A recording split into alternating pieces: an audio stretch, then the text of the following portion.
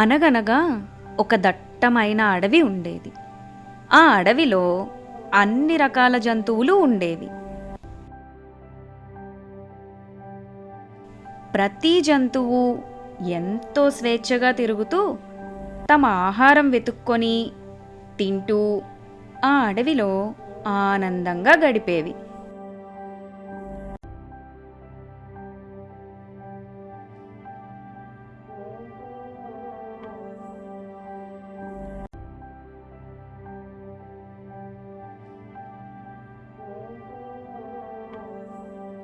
ఇలా గడుస్తుండగా ఆ అడవికి రాజైన సింహం చాలా చెడు ప్రవర్తన కలిగి ఉండేది.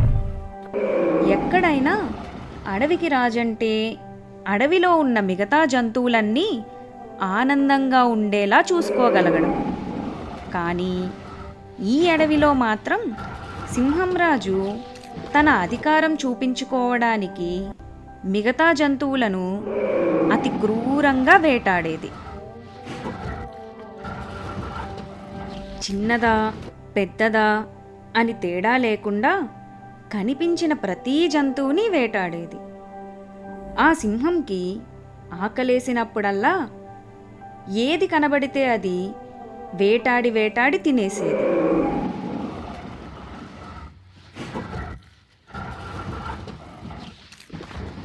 ఆ సింహం దాడికి జంతువులన్నీ భయపడి అడవిలో స్వేచ్ఛగా తిరగడం మానేసి దాక్కుంటూ తిరగడం మొదలుపెట్టాయి.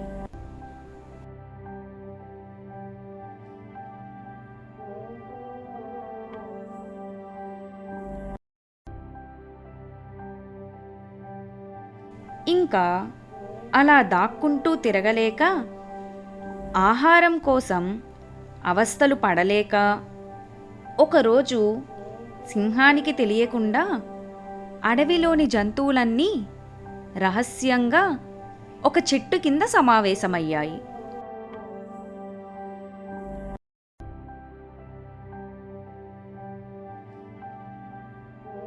ఈ సింహం దాడి రోజురోజుకి ఎక్కువైపోతుంది. మనం ఏదైనా చెయ్యాలి. అవునవును, కనీసం ఆహారం కోసం కూడా బయటకి రాలేకపోతున్నాం. ఇలా ఎన్ని రోజులు దాక్కుని తిరగగలం? మనం ఏదైనా పరిష్కారం ఆలోచించాలి. నా దగ్గర ఒక ఉపాయం ఉంది. ఇలా ప్రతిరోజు అందరం భయపడి బ్రతికే కన్నా మనమే స్వయంగా రోజుకొక జంతువు చప్పున వెళ్ళి ఆ సింహానికి ఆహారం అవుదాము. అప్పుడు ఆ సింహానికి వేటాడే ఆలోచనే ఉండదు. దానికి ఇష్టం వచ్చినట్టు మన మీద పడి తినడం మానేస్తుంది. మన వంతు వచ్చే వరకైనా స్వేచ్ఛగా ఈ అడవిలో తిరగచ్చు, తినచ్చు.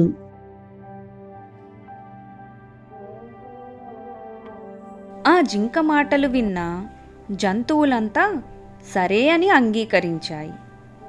వాళ్ళకి ఇంక వేరే మార్గం లేక స్వయంగా తామే రోజుకొకరు చప్పున ఆహారం అవ్వడానికి సిద్ధమయ్యాయి.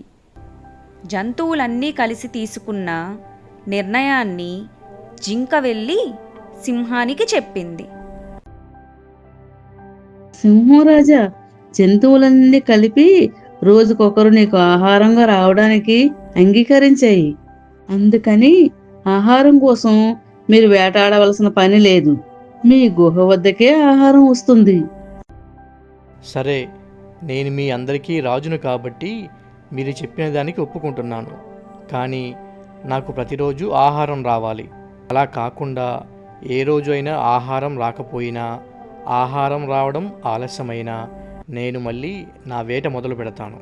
అలా జరగకుండా చూసుకుంటాం సింహరాజా అని చెప్పి ఆ జింక సింహానికి నమస్కరించి అక్కడ నుండి వెళ్ళిపోయింది.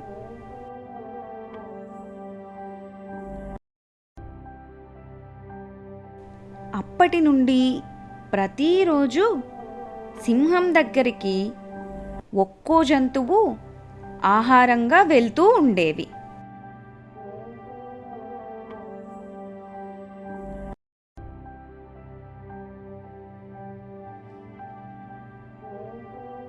నేను వేటాడి అలసిపోకుండా ఈ జంతువులన్నీ నాకు ఆహారంగా మారుతున్నాయి. ఎంత హాయిగా ఉంది ఇలా.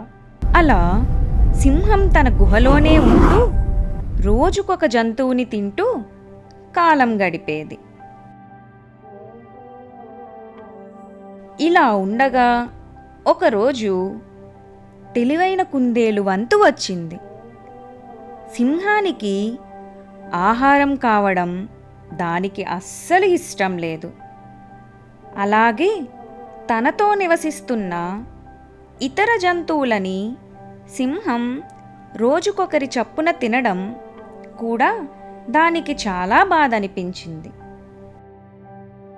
అందరం ఈ అడవిలో సమానంగా జీవించే వాళ్ళమే.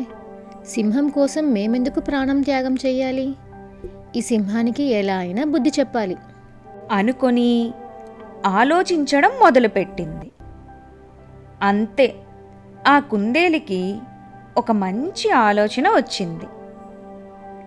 నెమ్మదిగా నడుచుకొని సింహం గుహ వైపు వెళ్ళసాగింది. సింహం గుహకి చేరుకోగానే కోపంతో ఊగిసలాడిపోతున్న సింహాన్ని చూసింది. ఎందుకింత ఆలస్యమైంది? నేను మీ అందరికీ ముందే చెప్పాను, లేట్ అయితే నేను మళ్ళీ వేటాడడం మొదలు పెడతానని. మీరు మర్చిపోయారా? అంటూ ప్రశ్నించింది. అలాగే గట్టిగా గర్జించింది. క్షమించండి సింహం రాజా, నేను కావాలని ఆలస్యం చేయలేదు. దానికి ఒక కారణం ఉంది. ఏంటి ఆ కారణం? నా నుండి తప్పించుకోవడానికి సాకులు వెతుకుతున్నావా? లేదు సింహం రాజా, నేను నిజమే చెప్తున్నాను. నేను వస్తుండగా దారిలో మరో సింహం కనిపించింది. అది నన్ను తనకి ఆహారం అవ్వమని బలవంతం చేసింది. అప్పుడు నేను లేదు, నేను మా అడవికి రాజైన సింహంతో చెప్తాను, మా రాజు నిన్ను వదిలిపెట్టడు అని మీ గురించి గొప్పగా చెప్పాను. కానీ అప్పుడు ఆ సింహం మీ గురించి చాలా చెడ్డగా మాట్లాడింది. రాజు అయినప్పటికీ మీ అడవిలో జంతువులను చంపి తింటుంది. అది నన్నేం చేయగలదు? నా చేతిలో ఎంతో బలవంతమైన జంతువులే ప్రాణాలు కోల్పోయాయి. ఇంకా మీ రాజు ఎంత అని మాట్లాడింది. దానితో నా మీద దూకి చంపే ప్రయత్నం చేసింది. కానీ నేను తప్పించుకొని మీ దగ్గరికి వచ్చాను సింహం రాజా. అందుకే ఆలస్యమైపోయింది. నన్ను క్షమించండి. ఇంకో సింహమా? నాతోనే ఆటలాడుతున్నావా? లేదు సింహం రాజా, మీతో తమాషా చేయగలనా? ఒక్కసారి మీరు నాతో పాటు వచ్చి చూడండి, తర్వాత మీకే నమ్మకం కలుగుతుంది. సరే, వెళ్ళి చూద్దాం పద. కానీ అక్కడ నాకు సింహం కనిపించకపోతే మాత్రం నిన్ను అతి క్రూరంగా చంపి తింటాను అంటూ కుందేలుతో పాటు బయలుదేరింది.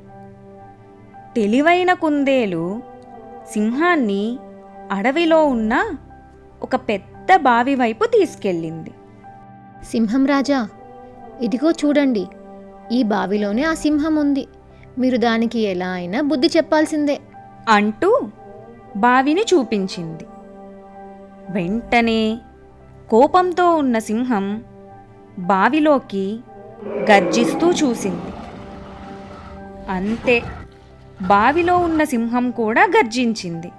అది చూసిన సింహానికి చాలా కోపం వచ్చి బావిలో ఉన్న సింహానికి బుద్ధి చెప్పాలని వెంటనే ఏం ఆలోచించకుండా బావిలోకి దూకేసింది. కానీ అందులో ఎవరూ లేరు. ఎందుకంటే నీళ్లల్లో తన నీడను చూసి వేరే సింహం అనుకొని మోసపోయింది. పాపం బావి చాలా లోతుగా ఉండేసరికి అక్కడ నుండి బయటపడే మార్గం లేక అక్కడే మిగిలిపోయింది. ఆ విధంగా కుందేలు తెలివిగా ఆలోచించి తన బుద్ధిబలంతో సింహం బారి నుండి బయటపడగలిగింది. అంతేకాకుండా మిగతా జంతువులని కూడా సింహానికి బలవ్వకుండా కాపాడగలిగింది.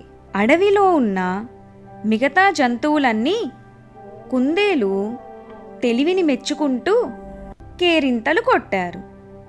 అడవి మొత్తం సంతోషంతో నిండిపోయింది. తెలివైన ఆలోచనలు మనల్ని ఆపద నుండి బయటపడేస్తాయి. అలాగే మన తెలివితేటలు ఎంతటి బలమైన శత్రువుని అయినా కూడా ఓడించగలవు.